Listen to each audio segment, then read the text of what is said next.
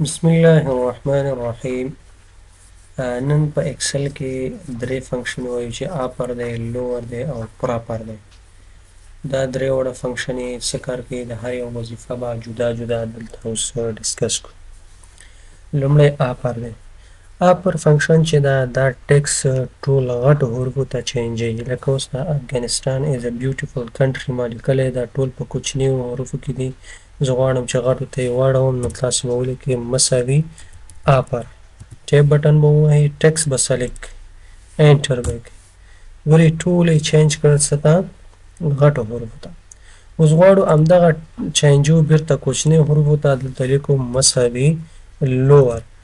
لوور فنکشن چې دا تاسې غواړئ چې ټکس ټول حروف دې کوچني شي، سمال لیټرز شي، نو لوور فنکشن نه استفاده کوئ، نو دا به سلیکټ کړو ورته، انټر به یې کړو.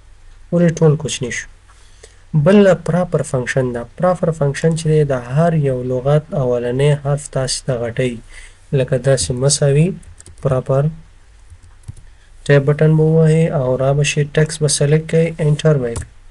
ګورئ افغانستان از ا بیوټیفل کنټري، د افغانستان اول حرف چې دی ای غټ شو، د ایز آی غټ شو، ای غټ شو، د بیوټیفل بی غټ شو، همداسې د کنټري چې دی سی غټ شو. د هر یو حرف د لغت اولنی حرف غټ شو. نو په دې طریقې سره موږ کولی شو چې اپر، لوور او پراپر فنکشن نه استفاده وکړو په اکسل کې.